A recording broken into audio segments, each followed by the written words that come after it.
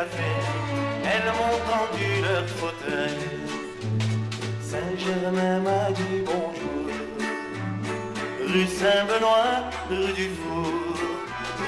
J'ai fait danser pendant toute la nuit les filles les plus jolies. Petit matin blême, devant le dernier crème, j'ai fermé mes yeux là. Toi Paris, tu m'as pris dans tes bras. Sur les quais de l'île Saint-Louis, les pêcheurs des... Bien, alors bonjour à toutes et à tous. Merci d'être venus aussi nombreux. Et voilà. Alors on va aborder un sujet que certains ou certaines d'entre vous connaissent déjà, peut-être, mais un sujet assez passionnant en fait. Je vais me mettre là. Qui est donc les interactions existantes entre les chansons françaises et les chansons juives, notamment traditionnelles. Et ce n'est pas un phénomène nouveau finalement, c'est-à-dire que depuis aussi longtemps qu'on trouve trace d'une présence juive en France, et même peut-être déjà dans la Gaule antique, on trouve des points de rencontre entre les communautés juives et leur environnement. Donc ces échanges se situent bien sûr au niveau du langage avec les judéolangues. Je crois que ce sera le sujet d'une grande partie de cette première édition de Campus en musique, que je remercie de m'avoir invité. Merci Roselyne Bourla. Et donc, échange au niveau des langues, donc avec la création de tous ces judéo-langues, le yiddish, le judéo-espagnol, le judéo-arabe, enfin, etc., etc. De la cuisine, bien sûr, et ça, c'est pas négligeable, mais aussi de la musique. Et c'est notamment donc, dans ces domaines qu'on voit bien ces échanges qui ont toujours existé, qui montrent que finalement, ces communautés juives ne vivaient pas en vase clos. Les juifs ne vivaient pas en vase clos, mais avaient des échanges avec leurs voisins, qui parlaient la langue de Monsieur Tout-le-Monde, qui chantaient les chansons de Monsieur Tout-le-Monde. Ils avaient bien sûr des particularités qui leur étaient propres, une religion, des rituels, mais pour le reste, au niveau donc de la cuisine et au niveau notamment donc de la musique, ils partageaient avec leurs voisins beaucoup d'intérêt pour finalement les chansons à la mode, on verra. Et la mode a toujours évolué. C'est ainsi que parmi les traces les plus anciennes qui nous sont parvenues, parce que comme vous le savez, le problème quand on parle de musique, c'est qu'on n'a pas d'enregistrement avant quasiment la fin du 19e siècle. Monsieur Edison n'est passé par là qu'en 1877. La notation musicale est également très tardive. Les chrétiens notent la musique très tôt, dès le 11-12e siècle, les juifs très tard. Pour eux, tout relève de la tradition orale avant toute chose. On est dans une société traditionnelle, donc les choses se transmettent par tradition orale. Il n'y a que la Torah qui est écrite et auquel il ne faut toucher en aucun cas. Mais on trouve toutefois, dès le XIIIe siècle, quelques chansons juives françaises qui nous sont parvenues. Alors notamment deux chansons d'un trouvère qui habitait donc dans le nord, si vous voulez, au nord de la Loire. En gros, on sépare les trouvères, c'est le nord de la Loire, les troubadours, c'est au sud de la Loire. Alors, les trouvères, ce sont des poètes, avant toute chose, qui écrivent des chansons. Il ne faut pas les confondre avec les jongleurs, qui eux sont les musiciens, ou avec toute autre forme de musicien ménestrel et tout. Ces trouvères, parmi eux, il y a un trouvère qui est juif, en tout cas qui l'était, puisqu'on l'appelle Maillot le Juif, il est clairement désigné. Maillot le Juif, vous trouvez ici sur cette diapositive un chansonnier donc, qui date du XIIIe ou du XIVe siècle, dans lequel on a conservé deux chansons de Maillot le Juif. Alors c'est écrit un peu petit, mais ici on peut voir, alors on ne voit pas Maillot et dessous le Juif, mais c'est le Juif. Et dans ces deux chansons justement, il nous explique qu'il a abandonné sa religion juive pour l'amour d'une belle chrétienne. Vous voyez que ces histoires remontent à longtemps. Et malheureusement, la dame n'a pas été sensible à ce sacrifice. Et donc, il a écrit ces deux chansons pour pleurer cet amour malheureux. Et c'est comme ça qu'on sait que Maillot était juif. Donc, Maillot écrivait, comme tous les autres trouvères, dans le style de son époque, des chansons. On a également des chants de mariage, des poésies religieuses, qu'on appelle des piyutim, très intéressantes, qui alternent la langue d'Oïl et l'hébreu, Ça, c'est un phénomène assez constant en fait dans la poésie, poésie liturgique juive, les chants poétiques. C'est qu'on a souvent une alternance donc de l'hébreu avec la judéo-langue. Donc ça peut être alternance de l'hébreu avec du yiddish, alternance de l'hébreu avec du comtadin si c'est dans le comtat venessin, ou avec de la langue d'oïl, etc., etc. Ou avec de l'arabe, bien sûr. Ça, vous verrez tout au long de cette conférence. Et puisqu'on a parlé du comtat venessin, on a quelques traces également au XVIIIe siècle de quelques chansons qui nous sont parvenues, notamment des poésies religieuses de circoncision, puisque c'est dans ces circonstances bien particulières qu'on peut composer et qu'on compose des chansons. On est dans ce qu'on appelle la paraliturgie, c'est pas de la liturgie pure, donc on a le droit d'y toucher. Si vous voulez, c'est le cycle de la vie. Parce qu'en gros, il y a le cycle de l'année avec les fêtes juives qui viennent rythmer l'année, et vous avez le cycle de la vie avec la naissance, bien sûr la circoncision, la bar mitzvah, le mariage, et puis la mort. Donc, pour ces différentes circonstances, on peut écrire des textes nouveaux, et les juifs ne s'en sont pas privés. Donc, on va entendre en fait, je vous ai fait une sorte de petit montage de 3 exemples musicaux qui montrent donc que dès le XIIIe siècle, on a déjà ces mélanges de langues, ces alternances de langues, ces influences entre chansons juives et chansons françaises qui sont parfaitement intégrées. Donc le premier exemple, Maillot le juif, pour autrui mauvrais mon chant. Le deuxième exemple, donc c'est un chant de mariage du XIIIe siècle. Si vous êtes curieux, n'hésitez pas à aller voir la traduction. D'ailleurs, ça fait partie dans les disques que l'Institut européen des musiques juives produit et vend. Il y a toujours un livret très conséquent avec toutes les traductions. Et vous verrez que c'est pas piquer des hannetons, si vous me permettez cette expression, puisque c'est des chants plus ou moins paillards. C'est sans aucun équivoque. Voilà, la belle appelle son preux chevalier à venir tout de suite lui montrer ses armes, et elle lui dit, vas-y, mon beau chevalier, fais ton office, ôte mon pucelage, et compagnie, et compagnie. Alors tout ça dans un mélange de langue d'oïl et d'hébreu. Et puis le dernier, c'est donc du comtat venessin qui mélange cette fois-ci la langue d'oc et l'hébreu, enfin ce qu'on appelle le judéo-comtadin, parce que c'est une langue d'oc avec des termes spécifiquement donc propres aux juifs. Et là, c'est donc une circoncision, et là aussi il y a des choses assez rigolotes si on écoute les paroles. Voilà, on va écouter donc cet enchaînement de 3 chansons.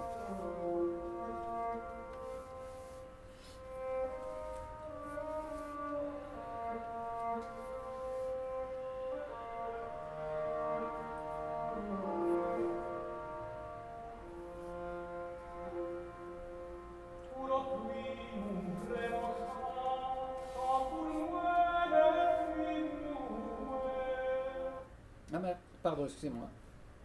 Moi, je voulais juste monter le son, mais là, excusez-moi, je vais...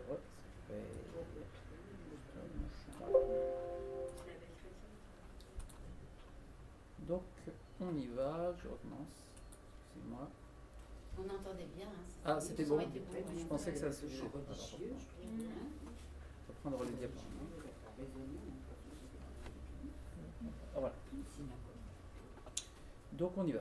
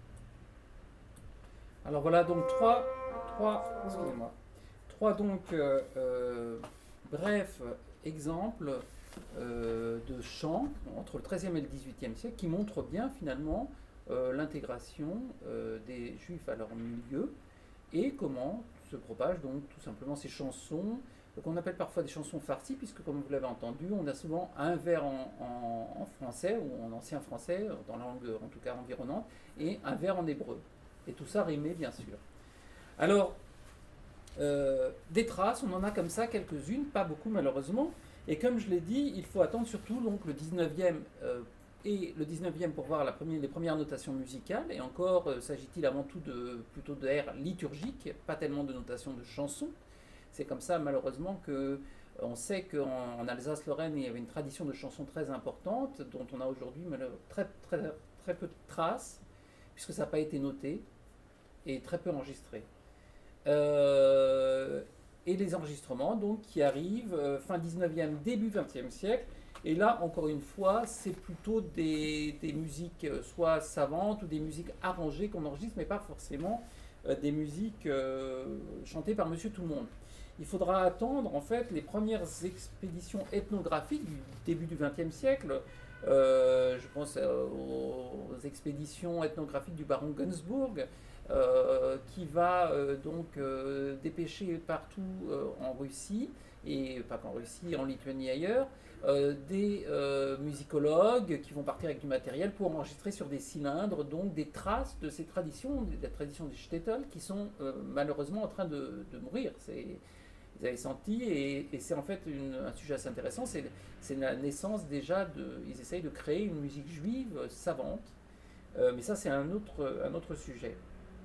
Alors, il faut vraiment attendre en fait finalement quand même le XXe siècle et peut-être les années 20 et un peu au-delà, avec donc la diffusion de plus en plus importante des disques, des premiers disques, pas seulement des cylindres, la création de la radio, des émissions radiophoniques, et la multiplication des structures culturelles proposant donc du théâtre, comme le théâtre yiddish dans lequel il y a beaucoup de musique, des cafés chantants, des cabarets, pour qu'enfin apparaisse et se développe donc une chanson qui va au contact de son milieu environnant, absorber, intégrer donc des éléments musicaux à sa propre teneur. Et donc en France, on a un fort mouvement démographique, comme vous le savez, entre la fin du 19e et le début du 20e siècle, entre à peu près donc 1880, c'est la première arrivée, donc l'arrivée massive de juifs originaires principalement d'Europe centrale et orientale, surtout Russie, Pologne, suite aux pogroms qui sévissent. Et puis aussi du Maghreb et de l'Empire ottoman qui arrive au tournant du XXe siècle, beaucoup. Et puis enfin, entre les deux guerres, également beaucoup de réfugiés. Et puis après la guerre, les Juifs d'Afrique du Nord qui arrivent par centaines de milliers. En gros, on compte 300 000 Juifs yiddishophones, arabophones ou encore judéo-espagnols qui arrivent entre 1920 et 1967. Donc c'est énorme. Et ça va donc contribuer à un développement sans précédent d'une chanson juive qui va progressivement se teinter d'accent français. Alors, on a parlé des structures, des lieux de diffusion, et Paris est à ce niveau-là, c'est la ville phare. C'est là où il y aura évidemment le plus de juifs qui vont arriver, c'est la ville lumière, n'oubliez pas, Paris brille de mille feux, et on sait qu'à Paris, on voit des dizaines de théâtres, de cafés, de cabarets, de salles de spectacle et autres lieux de diffusion où l'on peut entendre le chant de ces émigrés juifs, donc des chansons yiddish, des chansons arabes, et dans une moindre mesure des chansons judéo-espagnoles. On le voit ici, les lieux où on trouve ça, beaucoup d'activités donc culturelles se situent justement ici, autour de la place de la République. On y trouve bien sûr les théâtres yiddish comme le théâtre de la République qui s'appelle aussi le théâtre Lancry. qui était 10 rue de l'Ancry, le théâtre de l'Entrepôt, qui était 23 rue Yves Toudic, et des cabarets, plusieurs cabarets comme la Riviera, le cabaret de Bernard Potok et de Dave Cash, qui était rue Saint-Martin, le Rabibi Club de Zygmunt Berland, qui s'appelait avant le Petit Rancho, qui est au 5 rue de Metz, le cabaret d'Enseigne le Zodiac, boulevard Bonne Nouvelle. Vous voyez que tout ceci se situe dans un rayon relativement proche de la place de la République à Paris. Donc on est en plein dans le lieu, le berceau historique, où vous allez pouvoir entendre ces chansons et avoir une pensée pour tous ceux qui l'ont entendu in vivo il y a maintenant 90 ans, 80-90 ans, dans les années 20, les années 30, etc. Et puis au tournant des années 60, Dave Cash, dont on a parlé, et dont on entendra parler encore longuement demain, puisque c'était quand même un sacré monsieur de la chanson, il ouvre le cabaret Bagatelle, au 29 rue de Clichy, pas très loin du Casino de Paris, et un autre cabaret quelques années plus tard à Pigalle. Et puisqu'on parle des artistes, voilà quelques artistes de cabaret yiddish. Donc Yitzhak Chaloutkowski, dit Ben Barour, c'est son nom de scène, qui a francisé son nom par la suite en Jacques Chalude, et qui lui aussi a finalement fait sa carrière, tout d'abord, c'est assez amusant, une partie de sa carrière dans les années 50 dans les cabarets ici pas loin, et qui a fini à peu près dans les années 70, à peine plus loin, à la synagogue Notre-Dame de Nazareth, où il était chazan, où il était chantre. Vous voyez, du cabaret à la synagogue, il n'y a qu'un seul pas à franchir, et en fait c'était dans le même quartier, donc il n'a pas eu besoin de changer ses habitudes, il pouvait aller au même café toujours, avant ou après. Dave Cash.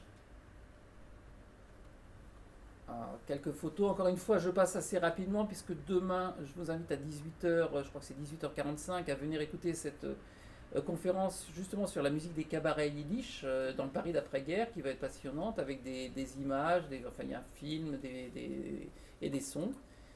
Alors vous voyez c'est un vrai cabaret, hein, on peut manger autour, il y a des musiciens, un orchestre et puis il y a Ça diffuse pas. Ah ça diffuse pas, mais alors zut alors comment ça se fait?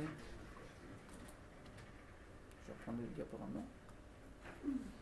Alors moi, sur mon ordinateur, ça diffuse. Mais pas sur le vôtre. Bon, bah c'est pas grave, je vais reprendre là. Oui, parce qu'en fait, on est resté sur cette sur il y ce avait slide. d'autres images. Ouais, ben je comprends pas pourquoi ça diffuse pas. Bon, ben voilà. C'est live, live. Laurent, il est où Diaporama, non. Attendez, je reprends. À partir. Ça, c'est toujours les mêmes problèmes avec les PowerPoint. J'aurais pas dû toucher au son. Vous savez quoi, je vais le refermer. L'ouvrir, mais ça prend un peu de temps. Attendez. À diaporama, on va relancer à partir du début. Ouais, il est bloqué. Bizarre. Bon, je suis désolé, je vais être obligé de... Oui, non, mais je vais le relancer. Je vais le relancer.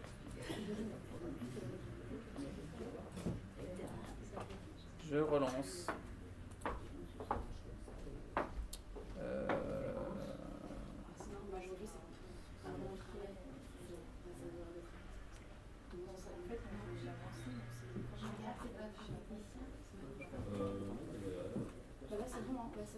Oui, là c'est bon, sauf que je voudrais accéder à ma clé USB et que là-dessus, je ne sais pas où elle est.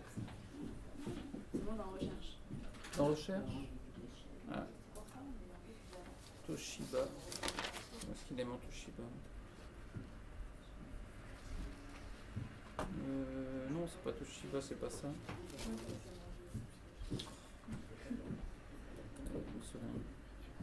Comment, Roselyne, comment on fait pour accéder à ma clé dans ce Tu vas sur ordinateur? ordinateur. Attends, parce que ça c'est... Non, mais c'est pas évident. Parce que moi j'ai encore Windows 7. Ce PC, peut-être. Là. Est-ce que j'apparais là? Ah, peut-être ça va apparaître ici. Ah oui. Voilà, ce C'est PC. HBC machin. Toshiba. Voilà. Et voilà, bah, je vais relancer. Merci. Et on va avancer. J'espère que ça va marcher. Ah, donc on va repartir en diaporama. Donc là c'est bon. Et maintenant j'avance. Tac. Voilà. Ça, voilà. Donc là vous avez une affiche du Rabidi Club, donc avec Zygmunt Berland. Ici donc Ben Barou.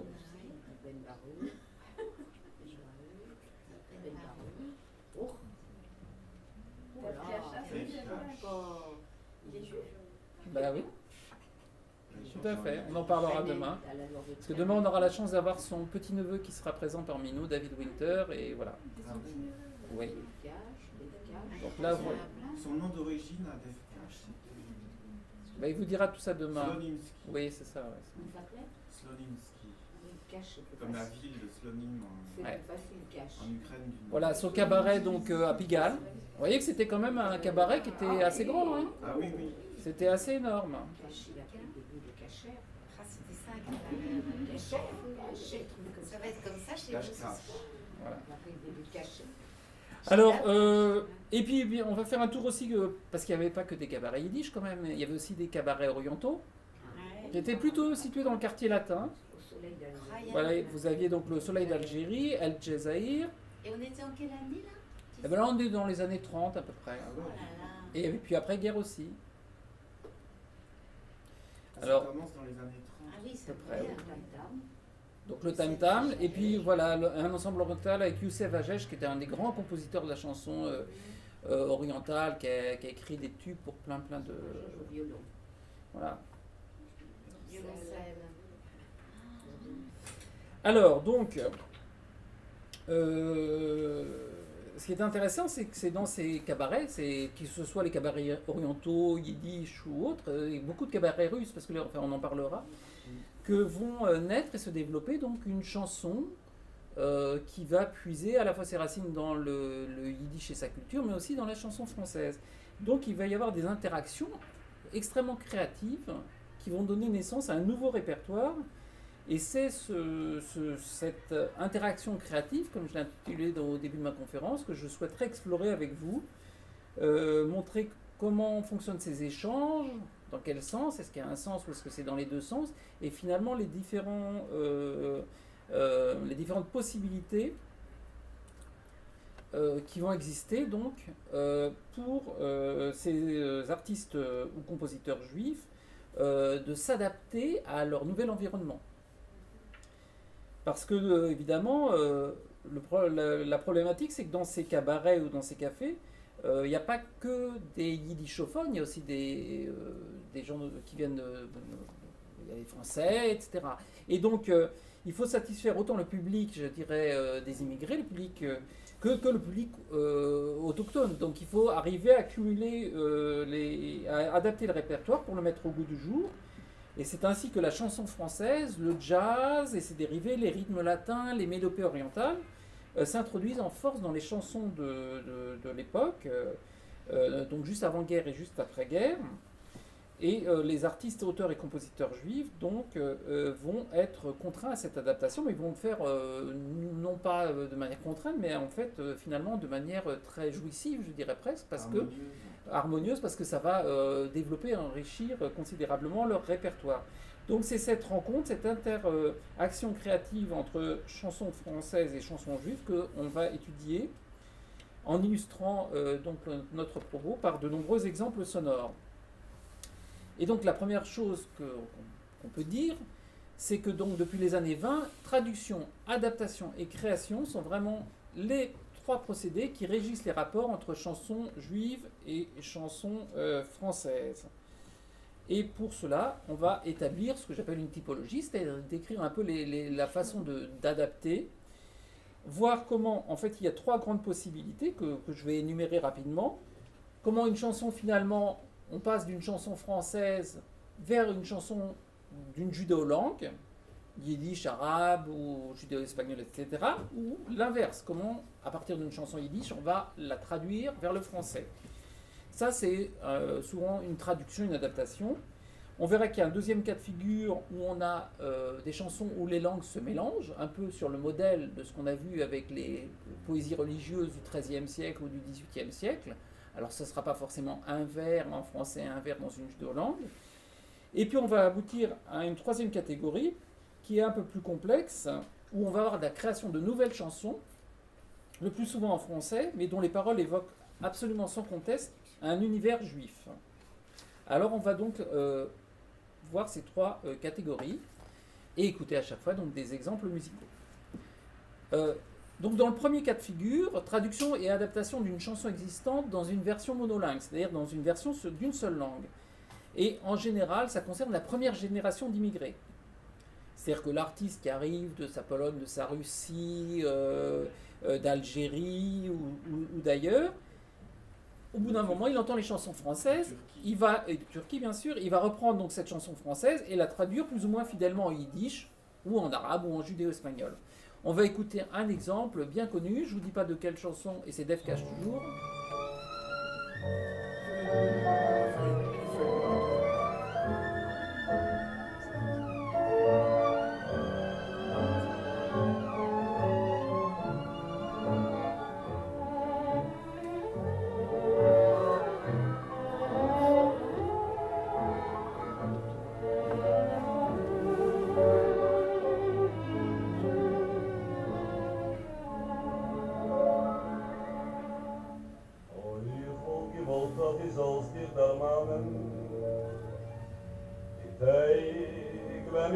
Gewesen noch frei. Wir sind gegangen, spazieren zusammen. Die Sonne hat gescheint noch viel stärker wie heim. Einfach die Blätter verwelkte von Bäumen. Mein Herz euch verwelkt, sie weint, sie schreit. Sie fahren die Blätter verwelkt von Bäumen.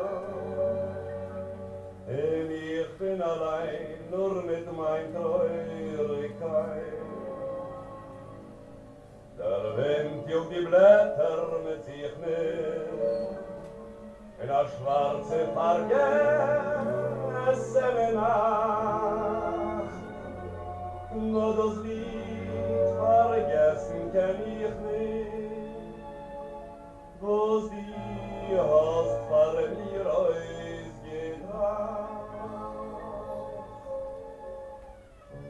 Das ist das Lied von deiner Liebe. Das ist keine Liebe, ein Ungewehr. Ich hör das Lied in alle Stimmen. Door die allein kan ich nicht sehen. Voilà un extrait donc du début de la chanson. Vous avez reconnu l'air, bien sûr. Il s'agit du célèbre air des Feuilles mortes, chanté par beaucoup d'interprètes, notamment popularisé par Yves Montand, mais il y a eu d'autres interprètes avant, bien entendu. Un air mondialement connu. D'ailleurs, cet air figure dans le coffret que nous avons édité sur la musique des cabarets yiddish d'après-guerre, et on a eu un souci pour obtenir les droits d'insérer cette chanson, puisque c'était extrêmement protégé par la SACEM notamment. Et l'éditeur ne savait pas qu'il existait une version yiddish de cette chanson, donc il a été content de la rajouter aux multiples traductions. Oui, ou alors Juste une phrase. allez-y une phrase et puis on se garde peut-être un échange en fin de séance si vous voulez bien. C'est juste pour faire remarquer que l'adaptation yiddish est très libre. Oui, oui, tout à fait. Enfin, elle est conforme à l'esprit de la chanson, mais avec des termes, avec des propos qui ne sont pas calqués forcément sur la version originale. C'est pour ça qu'on parle de traduction et adaptation, puisque l'idée c'est de garder aussi une structure rimée, donc forcément on est obligé, comme dans les poésies religieuses, on est obligé d'adapter, on ne peut pas traduire mot à mot, littéralement, c'est pas possible. Et puis c'est des images qui parlent, qui sont qui parlent à l'intime. À l'univers... en yiddish, je veux dire. Tout à fait. C'est pas une transposition mot à mot. Tout à fait. C'est bien Prévert qui a écrit Les Feuilles mortes. C'est Prévert sur une musique de Cosma. Ah voilà, Prévert et Cosma. Joseph. Joseph Cosma. Donc c'est pour ça qu'on parle bien de traduction et adaptation d'une chanson existant dans une version où il n'y a qu'une seule langue ici. Alors on a l'équivalent évidemment dans le monde aussi oriental, c'est pour ça que je vous ai amené un autre exemple avec Lili Bonich qui reprend en 1956 la fameuse chanson Bambino qui a été popularisée par Dalida. C'est pas Dalida d'ailleurs qui l'a créée au départ, c'était une chanson destinée à Gloria Lasso, mais elle a été enregistrée par Dalida pour la première fois, qui a démarré en fait, qui a eu sa carrière avec cette chanson. Il y a eu plus de 300 000 exemplaires vendus de cette chanson. Et Lili Bonich la reprend quelques temps après, et vous allez entendre ce qu'il en fait, c'est intéressant, et on est un peu dans le même cas de figure.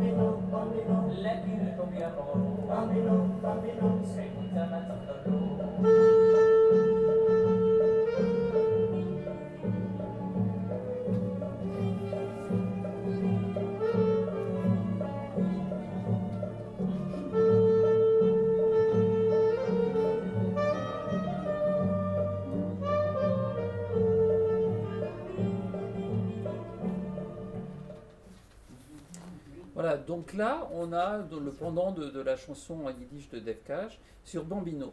Mais à noter que le contraire, comme je l'ai dit, ça marche dans les deux sens, et c'était également possible. C'est-à-dire qu'on a une artiste française comme Renée Lebas, qui était juive aussi, mais qui interprète donc vraiment une chanson juive, elle en a fait plusieurs, en l'adaptant en français, quitte à en réécrire, comme on l'a dit, complètement les paroles, puisqu'il y a toujours une adaptation. Il s'agit de la fameuse chanson qui lui a aussi conféré beaucoup de succès, Tire l'aiguille, que vous connaissez certainement, sur l'air de Tanz Hitler, où ça c'est la mélodie instrumentale, ou des Rebe, Od Geessen, Freiler sein, ou Joschke Joschke, enfin, etc. Et qu'elle a chanté notamment lors d'un enregistrement de 1954 à Pleyel. On va l'écouter tout de suite. Tire, tire, tire l'aiguille, ma fille. Demain, demain, tu te maries, mon ami. Tire, tire, tire l'aiguille, ma fille. Ta robe doit être finie. Sous tes doigts naissent les fleurs, faites de paillettes, de diamants. Le diadème d'oranger, porte de bonheur. Et enfant de maman. Laï, laï, laï, laï, laï, laï, laï. Tire, tire l'aiguille, ma fille. Laï, laï, laï, laï, laï, laï. Tire l'aiguille, ma fille. La chambre est couverte de petits bouts de soie. Le chat sur le tapis sent de la cœur joie. Près des feux qui dansent, le fauteuil se balance et verse ton verre. Ta maman, sans dire un mot, achève de plier ton trousseau. Ton papa saura demain, après le bal, qu'un mariage coûte bien du mal. Tire, tire l'aiguille, ma fille. Tire, tire l'aiguille, ma fille.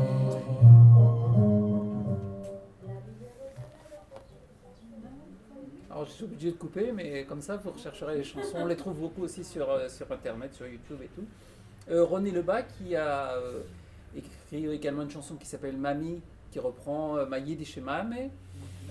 Garde l'espérance et sur l'air de la Tikva. Et à chaque fois, donc, n'hésitez pas à aller voir. Renée Lebas est une grande chanteuse.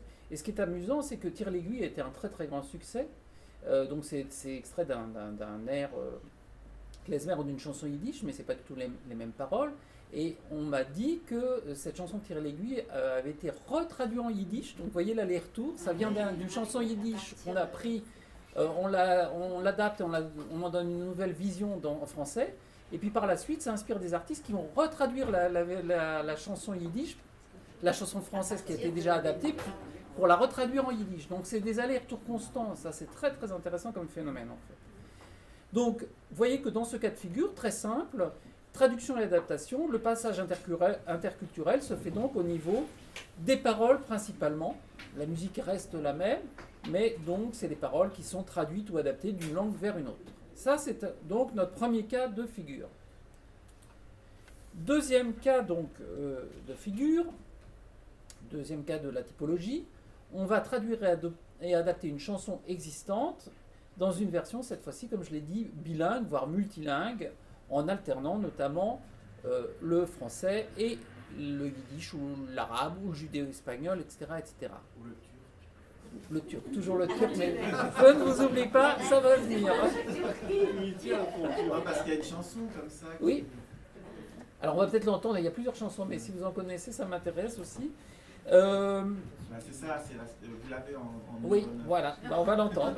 Je suis content, je vais pas sécher. Pardon. Alors, on va donc entendre un premier exemple absolument, je trouve formidable, c'est la chanson de Louisa Tunisia. Donc Louisa Tunisia, comme son nom l'indique, venait de Tunisie.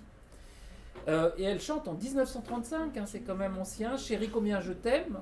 En fait, c'est sur l'air de Je cherche après Titine, je cherche après Titine. C'est une chanson humoristique de 1917 qui a été écrite par, comme a indiqué, Bertal Maubon et Henri Lemonnier, sur une musique de Léo Daniderf. Une chanson qui a beaucoup plu d'ailleurs aux Américains qui étaient en 1917 aux côtés des Alliés pendant la guerre de 14-18, si bien que cette chanson française va faire un tabac, va traverser l'Atlantique, les soldats américains la reprennent, elle arrive aux États-Unis. Et elle est très connue aux États-Unis, à tel point d'ailleurs que, si vous vous souvenez, Charlie Chaplin, dans les temps modernes, l'utilise dans la fameuse scène justement du café du cabaret. On lui demande de chanter, et il se met à chanter cette chanson dont il ne se rappelle malheureusement pas les paroles. Il avait mis des antisèches dans ses manches, et comme elle s'envole, alors il improvise cette fameuse scène qui est restée inoubliable. Alors on va l'entendre dans une version très différente de celle de Charlie Chaplin, donc une version orientale par Louisa Tunisia.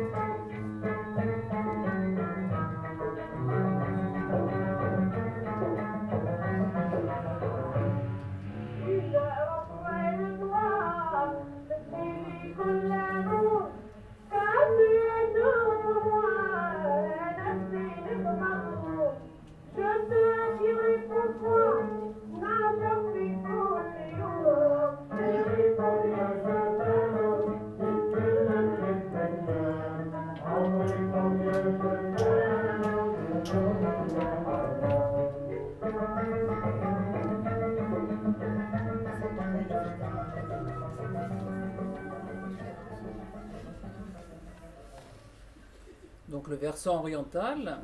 Alors, le contraire également peut être vrai, c'est-à-dire qu'on a un artiste français qui reprend une chanson juive connue en conservant le refrain notamment yiddish, mais qui traduit les couplets en français. Et là, je vais vous faire entendre cette chanson que vous connaissez certainement, Baimir Bizdouche. Alors, Shine, c'est écrit comme ça, chanté par Léo Marjan en 1938, c'est enregistré en 1938. Léo Marjan a chanté d'autres chansons inspirées également des chansons juives. C'est assez étonnant. Elle n'a pas eu une conduite très exemplaire pendant la Seconde Guerre mondiale. Elle a notamment été accusée un peu de collaboration. En tout cas, elle a chanté devant des nazis. Elle a été blanchie un peu par la suite. Mais ça n'empêchait pas de chanter avant-guerre, donc plusieurs chansons juives. Et là, on va entendre donc la version, alors arrangée encore une fois au bout d'époque. Vous sentirez l'influence du jazz qui est présent dans cette version de Bei mir bist du schön, donc chantée par Léo Marjan. C'est une femme. Donc sur la musique de Shalom Segunda, bien sûr. Mais ouais, c'est en français, sauf le refrain.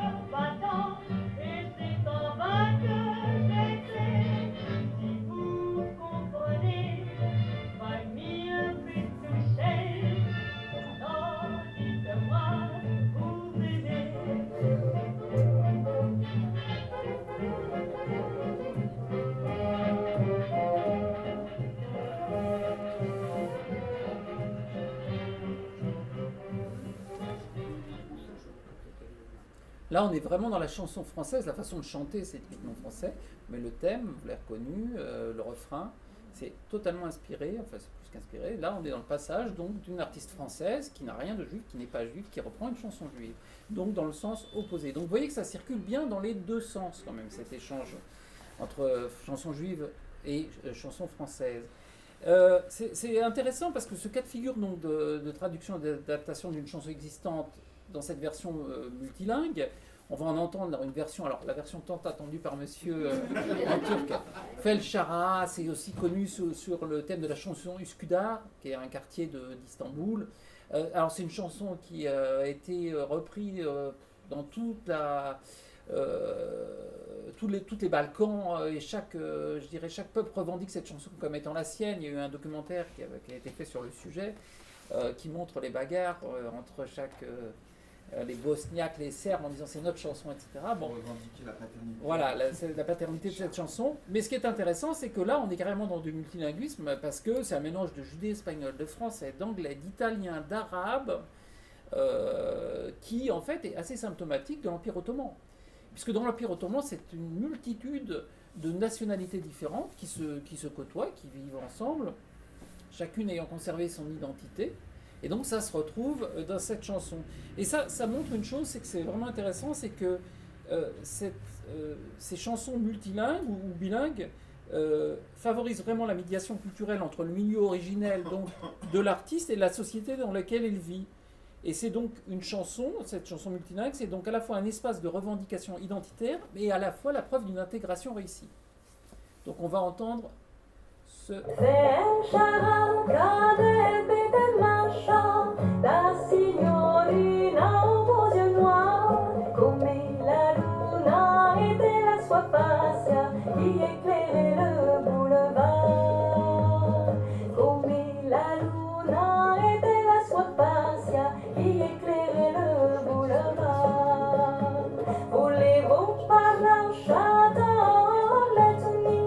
Because of us, I was a girl. He comes from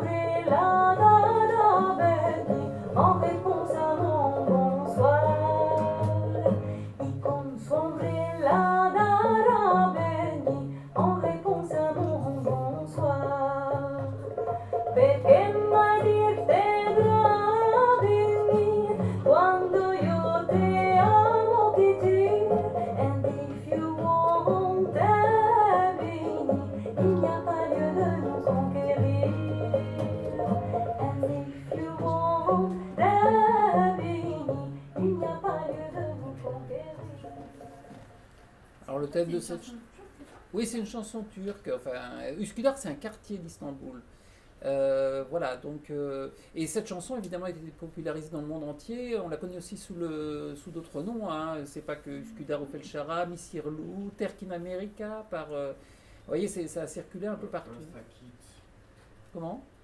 La chanteuse américaine Eartha Kitt qui l'a reprise aussi. Ah oui, oui. Là, c'est un gros tube, en fait. Oui.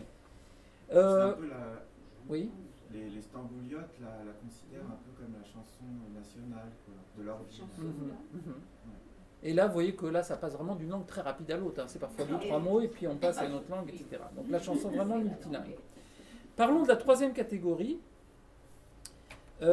Donc la troisième catégorie qui est donc la création d'une chanson en une ou plusieurs langues qui s'appuie sur un vécu juif. Et là, on est déjà un petit peu plus loin, on est déjà au niveau de la deuxième génération d'émigrés, voire la troisième génération d'émigrés.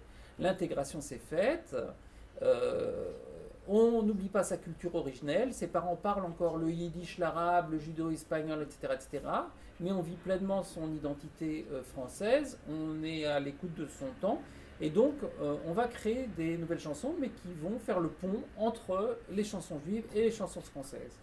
Alors, ça, bien sûr, en s'inspirant des modes musicaux, c'est-à-dire que lorsqu'on est justement dans les années 20, c'est le jazz, un peu plus tard, il y a la mode aussi des musiques latines.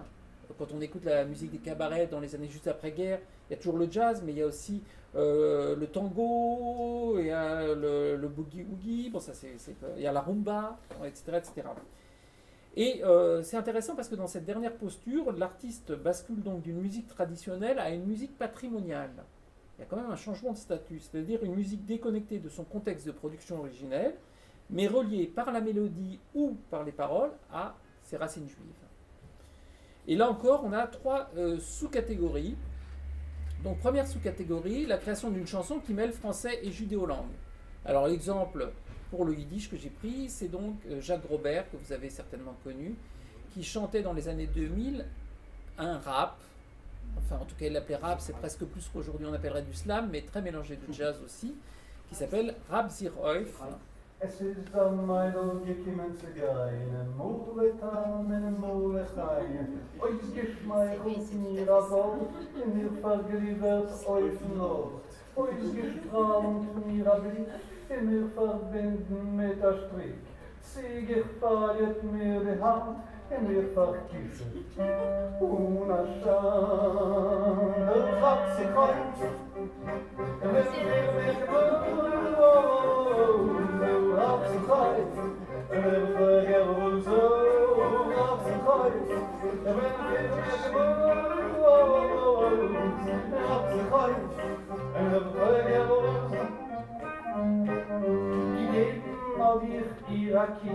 c'était plus doux que d'eau d'une piche. Oh, ce qui gave mir 2 Klatsch, c'était plus dur que dans une guerre. Ich habe heute Mil, and die ganze Melodie. Moi, de Kopf mit Amil, mais puis die pas je m'appelle. Schleppi, mon Abschied. Wenn wir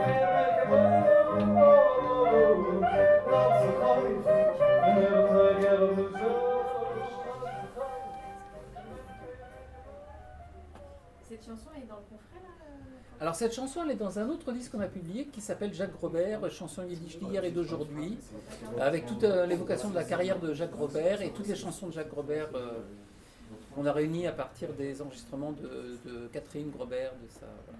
C'est un jeu de mots entre rap et rap. Oui, ouais, tout à fait, il y a plein de jeux de mots derrière évidemment. Oui, il n'y a que des jeux de mots. Ouais.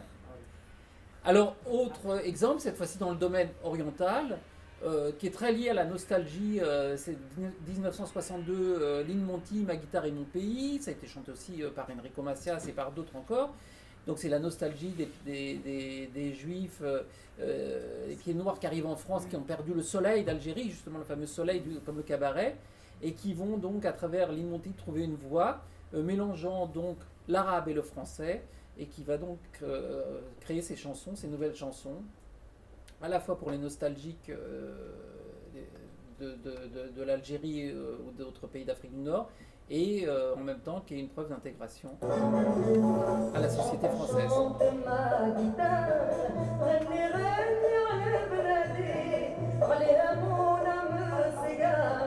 Et mon cœur sombre d'ennui, le chemin qui nous sépare, tout à coup se raccourcit, quand le snowball de ma guitare vient me parler d'Algérie.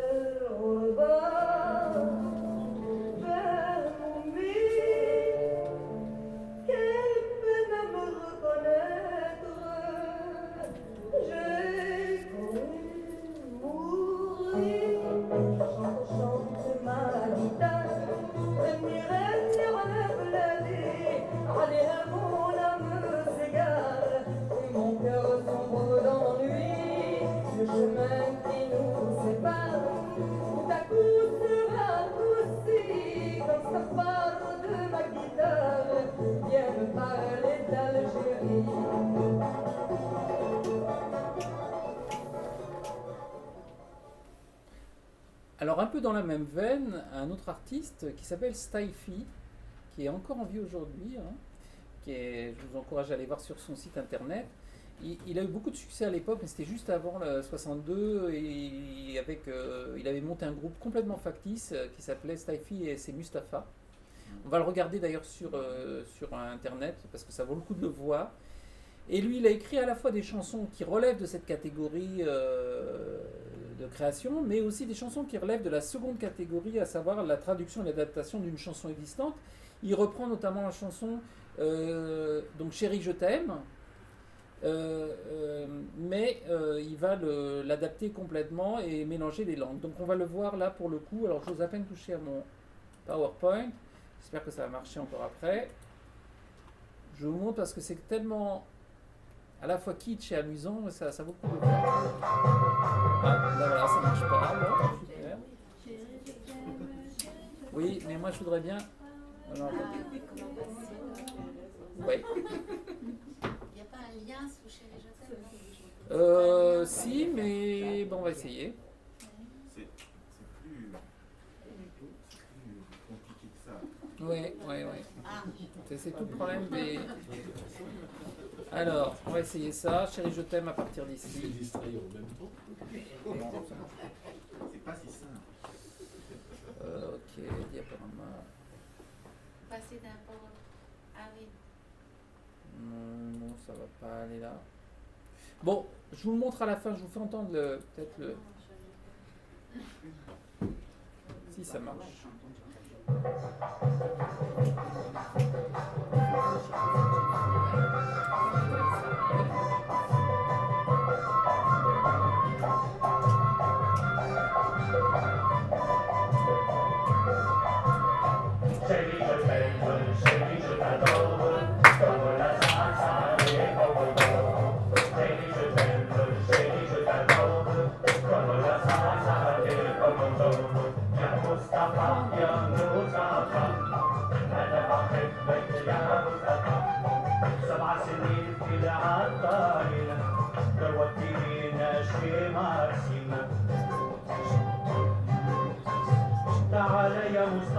يا ابن الصحان التعمير عالمي واللف على الجيران ولما يجي كيكو كيكو يشرب على كيكو كيكو لما يجي كيكو كيكو يشرب على كيكو كيكو يا مصطفى يا مصطفى انا بحبك يا مصطفى 7 سنين في العطارين دلوقتي هنا شي مارسين. Alors si on a le temps, en bonus, je vous le donnerai à la fin de la conférence. Déjà, Donc, quoi, chanter Chanter à minute 10. non, chanter, ça veut dire c'est simplement le son qui diminue, c'est tout. Ça, je n'enlève pas. Au lieu de la couper, Voilà. court, Oui, c'est simplement pour dire que c'est diminué. Donc, vous avez d'autres cas de figure, évidemment. Il y a Liboniche qui chante Alger, il y a Blonblon aussi qui chante El Banco. Enfin, il y a énormément d'artistes de cette époque qui sont dans ce cas également. Deuxième sous-catégorie, donc, dans cette création de nouvelles chansons, c'est la création d'une chanson juive qui est basée sur un vécu français. Et on a donc le chanteur de cabaret, Richard Inger, qui va écrire en 1953 une chanson qui s'appelle « Ma petite maison de la rue des Rosiers ». Donc c'est une création et on va l'entendre de suite et vous voyez comment on peut donc créer une nouvelle chanson juive.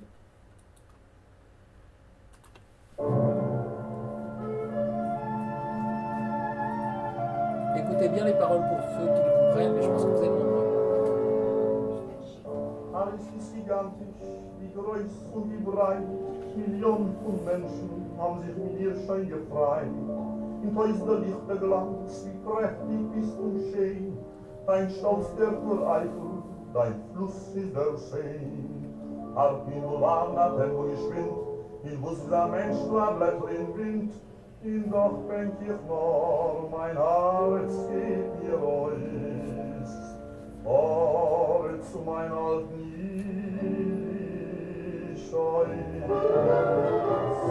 Ma petite maison dans la rue des Rosiers.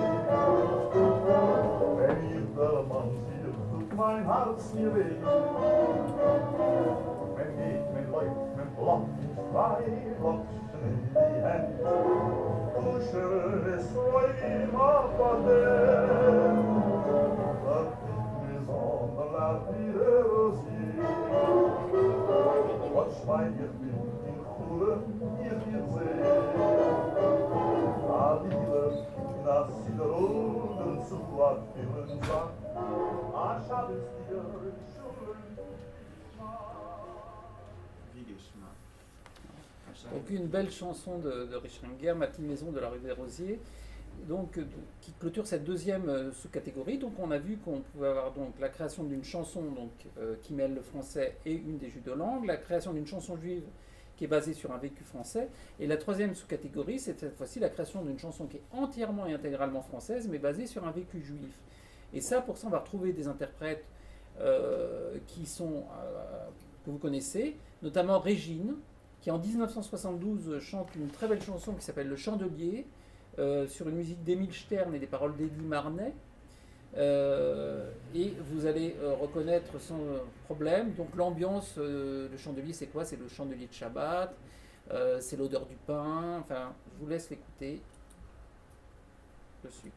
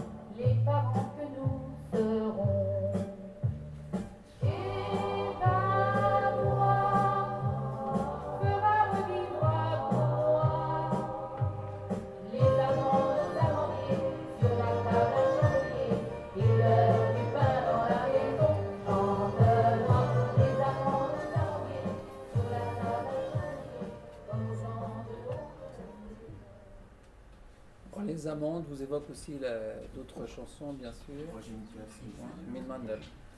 On va écouter une chanson de Georges Moustaki, très connue également, la fameuse chanson sur les mères juives qu'il a écrite à la fin de sa vie. Et là aussi, en 2005.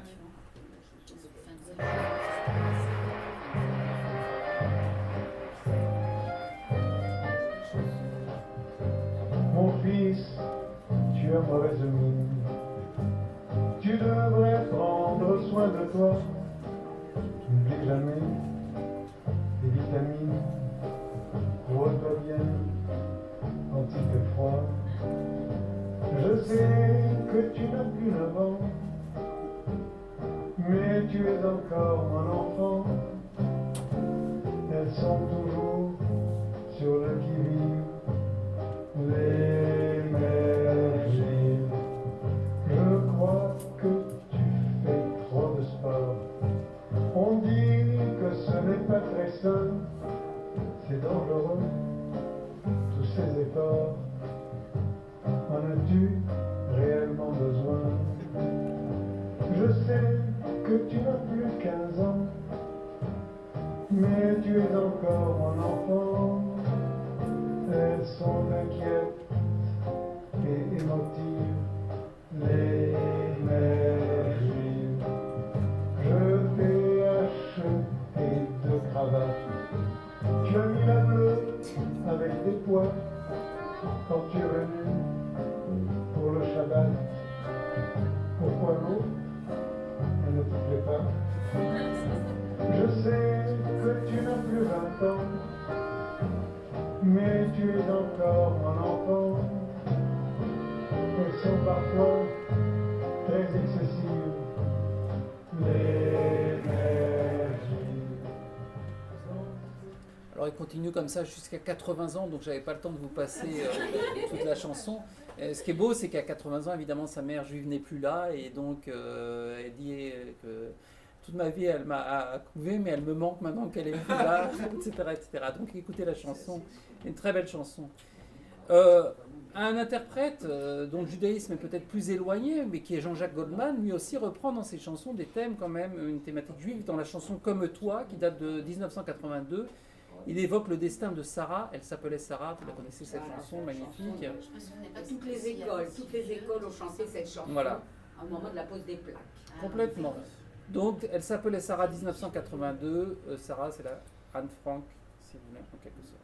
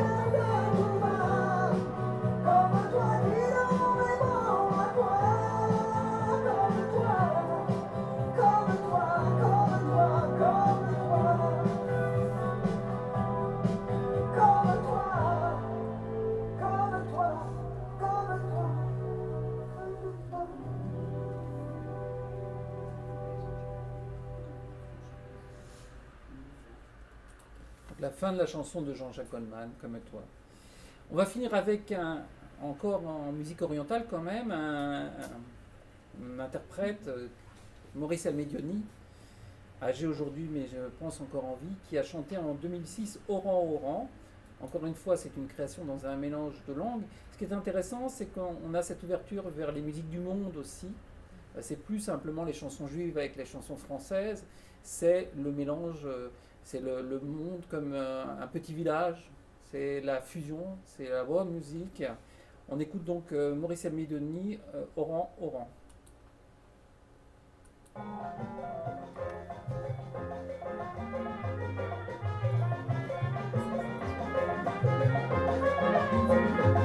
C'est avec le mélange de musique Tu as assisté à ma naissance. Dans le terme, j'ai passé mon enfance. C'était pas Biarritz, il y avait rue d'Austerlitz, la rue de Bagram et la place d'Armand. Je n'avais jamais pris de vacances. Je ne connaissais même pas la France, sauf sur une carte. C'était pas de la tarte, il fallait des flousses, pas des caramos.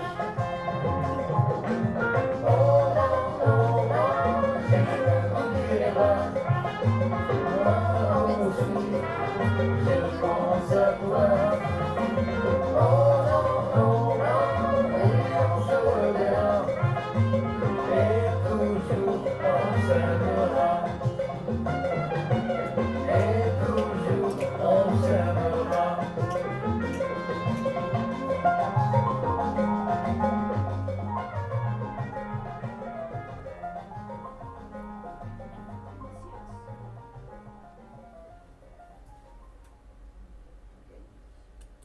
Vous voyez que pour parler d'amour, on peut le faire dans toutes les langues du monde.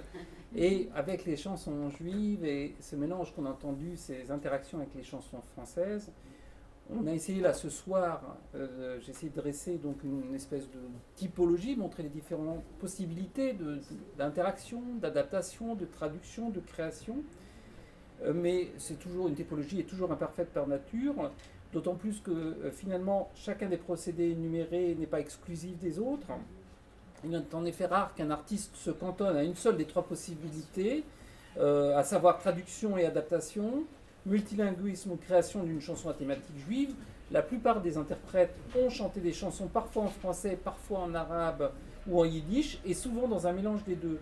Je pense notamment à Jacques Robert, dont on a entendu le Rabzi Reuv dans la chanson yiddish, Blond Blond, Lili et Boniche, et bien d'autres interprètes de la chanson franc-arabe. Tout dépend finalement du degré d'intégration de l'artiste à la société française, ainsi que, ne l'oubliez pas, c'est très important, le contexte d'exécution de ces chansons, qui peut être à usage intracommunautaire, c'est-à-dire pour des mariages, des bar mitzvahs, les cabarets yiddish, les orientaux, ça dépend du public auquel on s'adresse, ou extra-communautaire, concerts dans les salles de spectacle, enregistrement phonographique, je pense aux chansons de René Lebas et à toutes ces autres chansons qu'on a entendues là, et bien sûr de Goldman, Moustaki, Régine et bien d'autres. Voilà, c'était un bref tour du monde en chanson, mais qui, je pense, peut ouvrir cette première édition de Campus en musique. Donc, je vous remercie pour votre audition et vous souhaite une bonne